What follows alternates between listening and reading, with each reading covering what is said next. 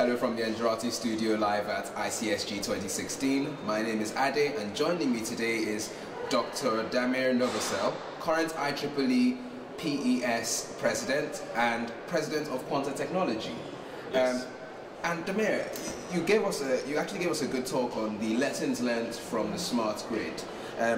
Would you mind putting it into perspective, this concept rather, of balancing past lessons and future objectives? Right. With the smart grid, there are a number of drivers and organizations that are pushing in different directions. And it's important to learn from the past to understand why grid did get connected in the first place. And when the first grid was created in 1882, it was actually distributed grid because there was a generating source and the load, but then it was decided that for the financial reasons, for the cost reasons, for the efficiency and reliability, to actually connect the grid. So there was a reason for connecting the grid. So now if we learn from this, we need, of course the technology has changed significantly because we now have PVs that are much more cost effective, and we see the huge penetration of PV in the world and going forward. So we need to take advantage of this technology, but we still need to do it in a balanced way.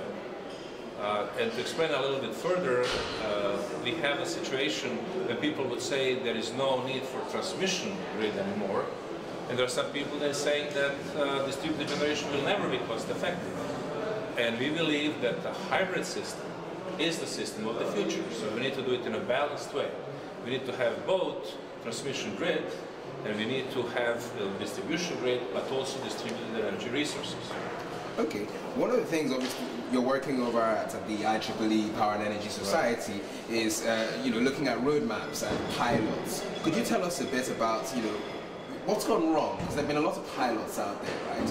What's missing, and how should we be building this future roadmap? Yeah, and with the pilots, it's necessary to have the pilots, and through pilots we learn a lot.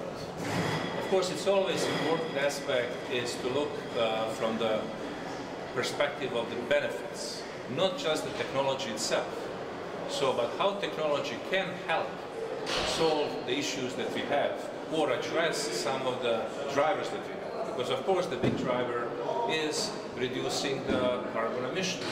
So environmental benefits are extremely important. So that's why we, or as industry, are putting lots of effort to have wind power, solar, storage, and all, including also use of electrical vehicles. So, but it's important to understand how to benefit from these technologies, what will be the financial aspects, and understand the impact on the grid, and then pilots will be more useful in that process. It's quite interesting that you say technologies, and you're very keen to stress the S there, because there are themes around EVs, themes around virtual power plants, smart metering, you name it, there's something out there that's smart. Why is big picture thinking and seeing the full picture, benefits-wise and business case-wise, going to be a key factor for taking smart grids forward? So grid has changed quite a bit. And again, this is very good that we have all these technologies now. But we used to run the grid more in a fashion of you are addressing individual pieces of the equipment. So the system perspective has not been necessarily part of the way of thinking that we have. So if you use the technology, you always look into how can you apply the technology for certain application, for a certain benefit. But modern technologies, to have cost-effective way of utilizing them, you need to stack up various applications. And I can use the example of the storage technology.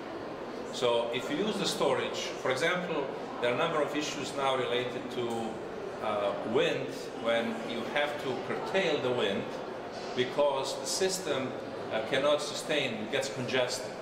So you cannot push the power that wind generates to the load centers. So you say, okay, why don't we use storage to help us in this process? And that's a very good idea, because you can say now wind blows, you cannot actually you don't have enough load for wind to serve that load. You store the power, so when the wind doesn't blow, you can use the stored power to benefit the load.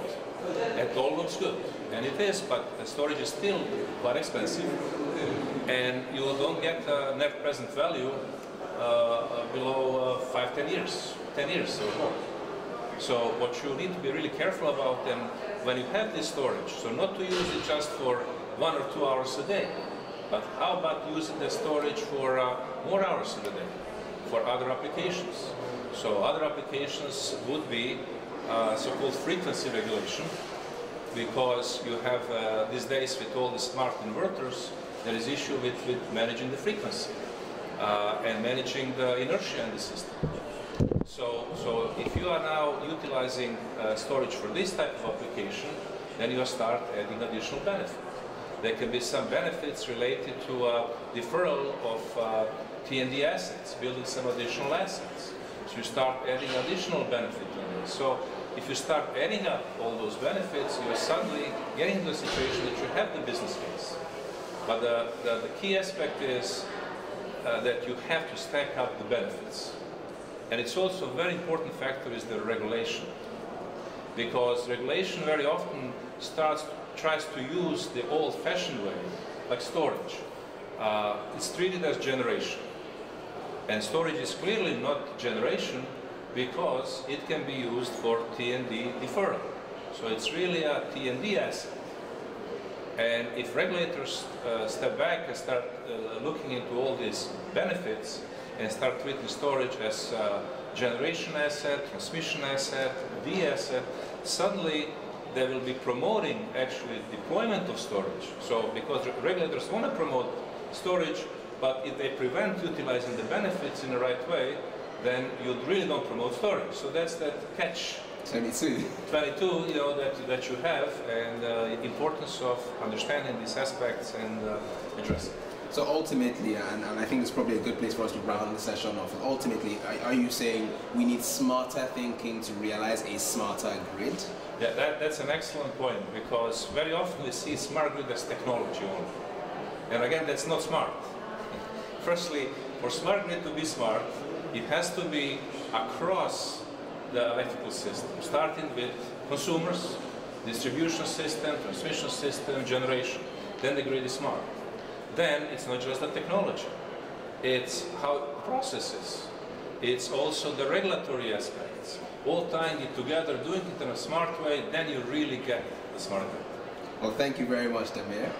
You're welcome. I really appreciate it. Thank you for good questions. Of course. Well, thank you as well for tuning into this interview.